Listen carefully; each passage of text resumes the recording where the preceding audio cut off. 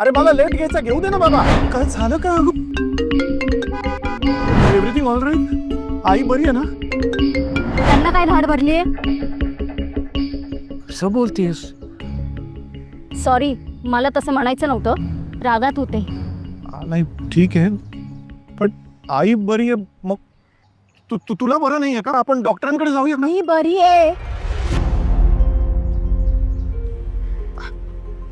आई पण बरी आहे, तू पण बरी आहेस.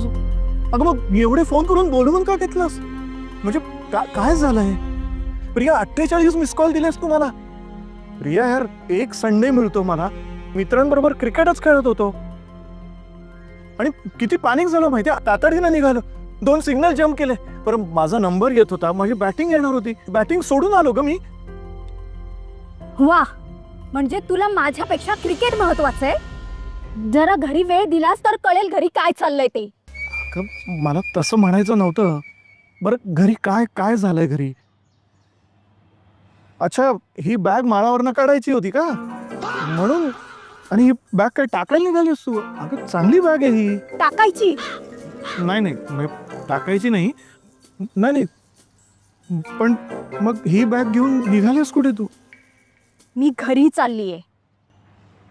अचानक? हा म्हणजे जायला काही बंदी नाहीये. बरं ठीक आहे, गाडी बस, मी सोडतो. नको.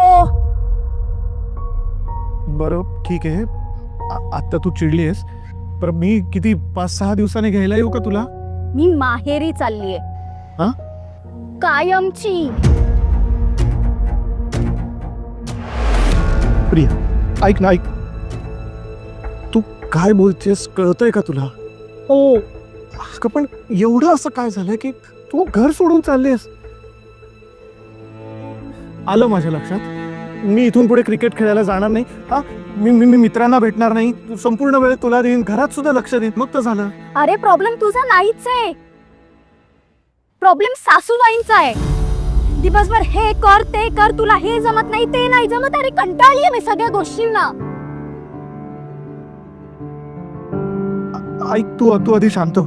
आपण गाडीत बसून बोलूयात का? नाही, काही गरज नाहीये.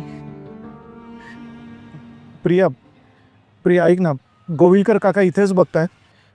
त्यांनी एक शब्द जरी ऐकला ना तर अख्ख्या सोसायटी ग्रुपमध्ये चर्चा होईल. होऊ दे चर्चा, मला नाही फरक पडत. ऐक ना प्लीज, आपण गाडीत बसून बोलूयात ना प्लीज. चल ना गाडीत.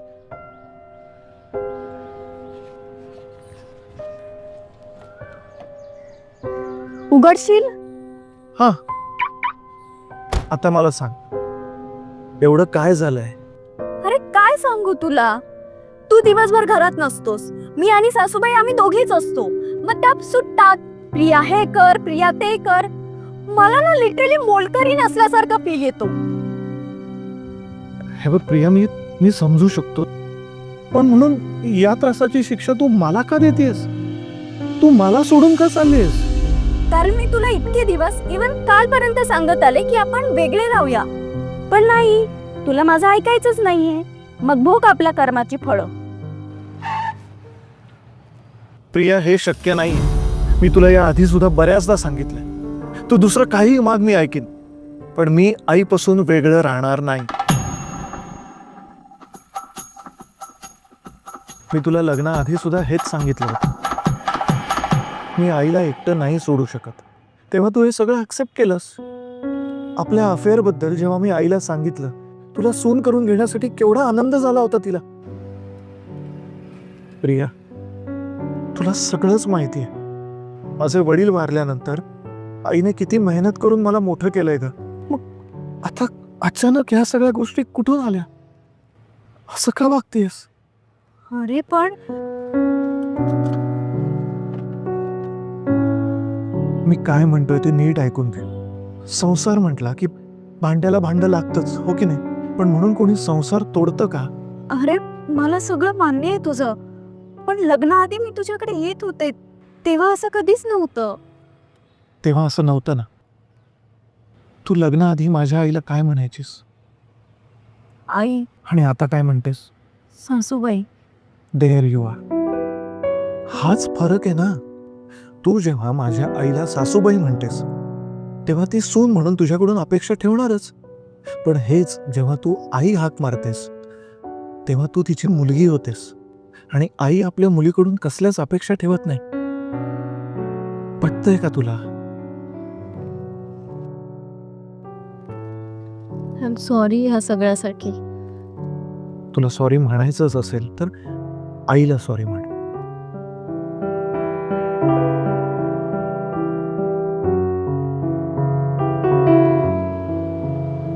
हे प्रिया, रडायला काय झालं? शांत हो बरं.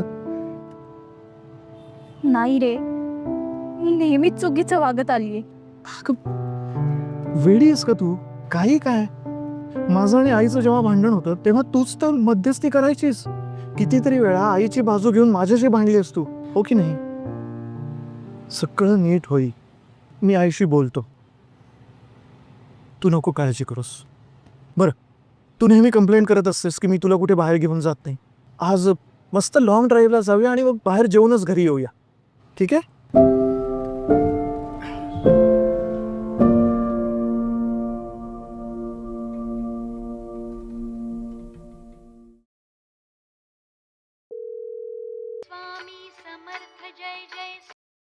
हॅलो. हा बोल. हॅलो आई.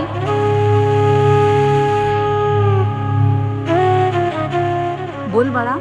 आई, आपण जेवायला जाणार आहोत बाहेर. तू तयार हो लवकर, आम्ही तुला घ्यायला येतो. अगं नको बाळा, तुम्ही जा दोघं. मज्जा करा, मस्त मज्जा करा. माझी म्हातारीची कशाला लुडबुड मध्येच. नाही नाही, तुला यायलाच लागणार आहे आणि दॅट्स फायनल. तू नाही आलीस तर आम्ही पण नाही जाणार. बरं बाई, येते. झालं तर मग. हा.